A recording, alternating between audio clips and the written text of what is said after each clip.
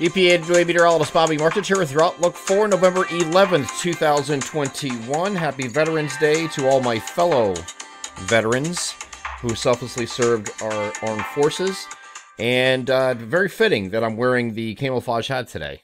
Just worked out that way that today's video forecast sponsor, North Penn Car Wash, gave me this hat to wear for the videos, which is very fitting for what day it is. North Penn Car Wash is in Lansdale in Montgomery County. You can join the Unlimited Car Wash Club for just $13.95 a month, and is the only place where weather doesn't matter, and you can wash your car as much as you want during a calendar month for one low monthly rate. So that's a pretty good deal, right? Mention EPAWA and you get your first month for just $9.95. Just mention you saw this video, saw me in the video, or I sent you, or whatever, what have you, and they'll give you the first month for $9.95.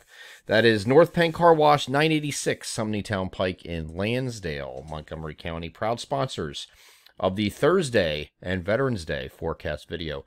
So today, we're going to have sun to start. It's still going to be on the mild side. We're going to have sun to start, then the clouds are going to increase throughout the day, and we're going to become mostly cloudy by the time we get to later in the day. And, of course, evening overnight will be cloudy at that point. So we do have a cold front moving toward the region. First, a warm front's going to push through, and then very quickly followed by a cold front.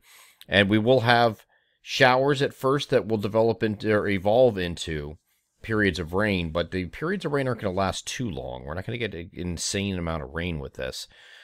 Just a quick half-inch to an inch across the area is a pretty safe bet. Some areas will get maybe a little bit more than others, but it looks like somewhere everywhere falls within that range across our region. And this is going to end, I think, pretty quickly on Friday. This is mainly a Friday morning deal for Pennsylvania locales.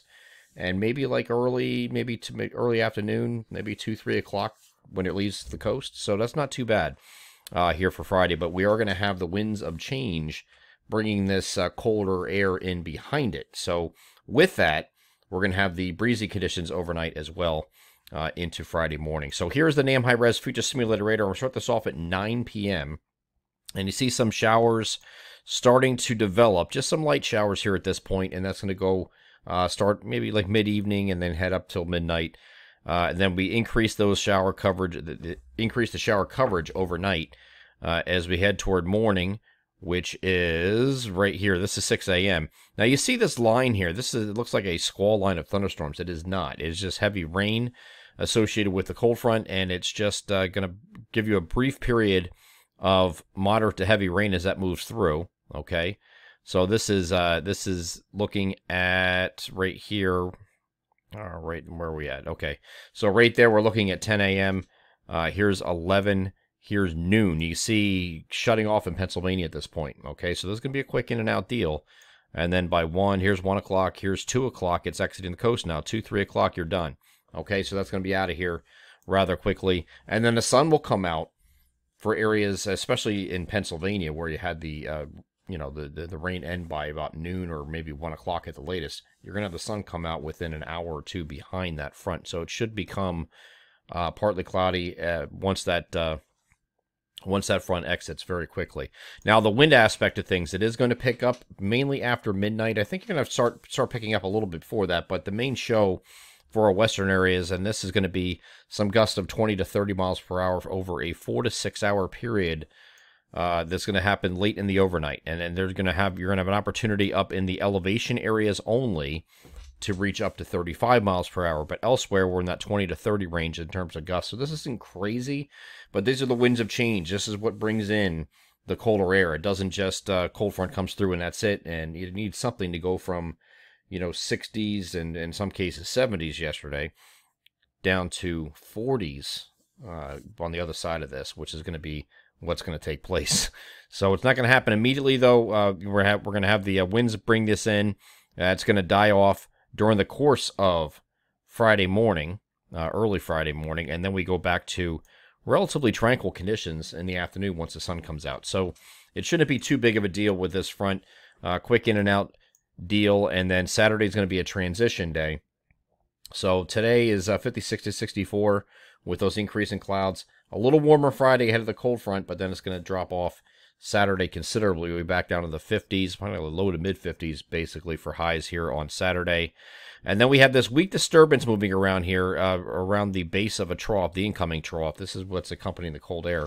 And there will be a few showers with that late in the day on Saturday into Saturday evening. It's a quick hitting deal. Getting back to the NAM here, I want to change this over to precipitation type radar, just so you can see what it's doing. So this is precipitation type. Now, since this is coming into western PA very early in the morning on Saturday, this is 7 a.m. You have some snow in western Pennsylvania accompanying this little system. But this is not going to be snow when it gets over to our side of the state, because we're going to have a whole day of warming. So this time of year, when you get these little clipper systems, or really any kind of system, you need timing to be in your favor.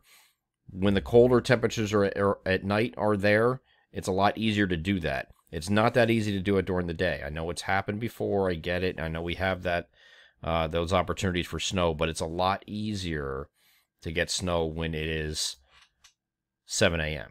Okay. When it's at its coldest point, before this starts warming up, the diurnal heating gets going, and by the time this gets further east, if I move this over the 12-kilometer version, as time this moves further east, look what happens. It's just rain by the time it gets over here. So that's what we're expecting. Just a few showers, not a big deal. This is Saturday afternoon and early evening for that possibility for that, and as that moves through. Behind that, we are a mix of clouds and sun here on Sunday. Now, we have another wave coming back behind it. This, too, doesn't look like much, and if this does stay organized, which the trend has been to not keep it organized for the second wave, at least not as organized as it looked 24 hours ago. If this remains sheared apart, and you might have just a passing shower, rain or snow shower on Monday as this passes through. This will be Monday morning, Saturday night into Monday morning. We'll keep an eye on this. I don't think this is going to be a big deal either. And again, we were talking about mood flakes yesterday, ambiance flakes. That's a possibility. Just don't get too excited. The big deal is going to be really the colder temperatures. We're going to be back in the 40s for highs as we get into next week, both Monday, Tuesday, and maybe even Wednesday for some areas. But I think Wednesday we're going to start to climb out of it as this trough begins to lift out. And we have some winds turning to the southwest on Wednesday. We should be back up into the 50s for highs here during the day on Wednesday. But dry conditions are expected through midweek after that little weak system Sunday night and Monday. I'm EPAWA meteorologist Bobby Marchich. That is your outlook for November 11th, 2021. Have a great Thursday and happy Veterans Day.